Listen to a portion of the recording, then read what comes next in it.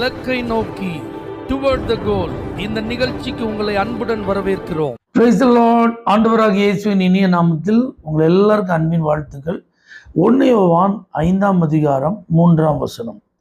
நாம் தேவனுடைய கற்பனைகளை கைக்கொள்வதே அவரிடத்தில் அன்பு கூறுவதாம். ஒரு நாட்டில் ஒரு சட்டம் இருந்துச்சாம். குழந்தைகளை பெற்றெடுக்கிற பெற்றோர் தாங்கள் பெற்றெடுத்த குழந்தைய கண்டிப்பா பராமரித்து பாதுகாத்து வளர்க்கணும்.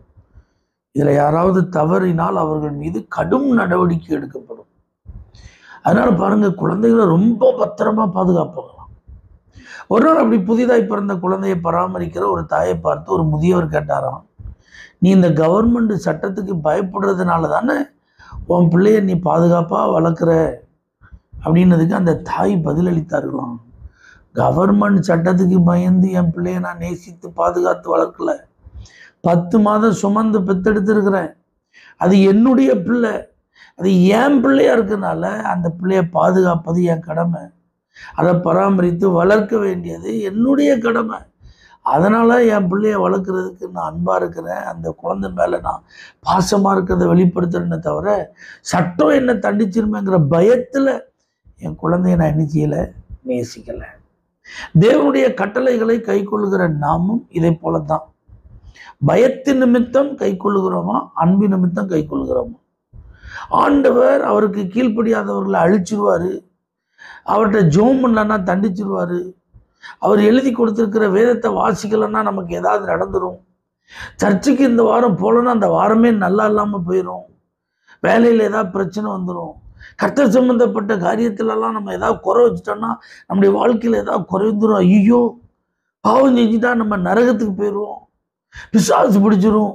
இப்பெல்லாம் பயந்து நம்ம கர்த்தருக்கு கீழ்ப்படிந்து நடக்கிறோமா, அல்லது அன்பின் நிமித்தம் எனக்காக பரலோக மேன்மையை இழந்து அந்த மகிமையை துறந்து என்னை மீட்டெடுக்க இந்த பூமியில் அவர் மனிதனாய் வந்து என்னுடைய பாவங்களை தன் மேலே ஏற்றுக்கொண்டு நான் பலியாக வேண்டிய இடத்துல தன்னை பலியாக ஒப்பு கொடுத்து எனக்காக அடிக்கப்பட்டு எனக்காக ரத்தம் சிந்தி எனக்காக தன்னுடைய உயிரே கொடுத்த அந்த இயேசுவுக்கு நான் என்ன பதில் செய்ய முடியும்? அவர் மேலே உள்ள அன்பு நிமித்தம் அவரை நான் நம்புவேன். அவர் மேலே உள்ள அன்பு நிமித்தம் அவரை நான் தேடுவேன். அவர் மேலே உள்ள அன்பு நிமித்தம் அவருடைய வார்த்தைகளை கை கொண்டு அவருக்கு கீழ்ப்படிந்து நடப்பேன். அவர் மேலே உள்ள அன்பு நிமித்தம் ஆலயத்திற்கு போய் கர்த்தரை நான் ஆராதிப்பேன். அவர் மேலே உள்ள அன்பு நிமித்தம் நான் ஜெபிப்பேன். அவர் மேலே உள்ள அன்பு நிமித்தம் அந்த வேதத்தை வாசித்து நான் தியானிப்பேன். அவர் மேலே உள்ள அன்பு நிமித்தம் மற்றவர்களுக்கு இந்த அன்பின் சுவிசேஷத்தை நான் சொல்லுவேன். இப்படி நம்ம வாழ்றோமாங்கிறது ரொம்ப முக்கியம். பயந்து வேதத்தை வாசிக்கவோ ஜெபிக்கவோ ஆண்டவருக்காக வாழவோ நாம் அழைக்கப்படலை. அன்பு நிமித்தம், ஆண்டவர் மேல உள்ள அன்பு நிமித்தம். இன்னைக்கு உங்களை நீங்க ஆராய்ந்து பாருங்க. பிரமாணங்களின் காலத்திலே தாவீது ஆண்டவர் மேல உள்ள அன்பை எப்படிலாம் வெளிப்படுத்துறார். நீரன் தேவன், நான் உங்களை தேடுவேன், அதிகாலமே உங்களை தேடுவேன். உங்க ஆலயத்துல நான் வந்து உங்களை ஆராய்ச்சி பண்ணுவேன். உங்க மகிமையை நான் நினைச்சு பார்ப்பேன். உங்களுடைய பிரதாபங்களெல்லாம் நான் விவரித்து சொல்லுவேன். இப்படிலாம் அவர் சொல்றாரு. அப்படின்னா இன்னைக்கு நாம இயேசு கிறிஸ்துவின் அன்பை ருசித்தவர்கள் அதிலிருந்து பல மடங்கு சொல்ல வேண்டியது அவசியம் அல்லவா? ஆகவே அன்பு நிமித்தம் ஆண்டவரை தேடுவோம், ஆண்டவருக்கு கீழ்ப்படிவோம், ஆண்டவர் சம்பந்தப்பட்ட காரியங்களை ஈடுபடுவோம்.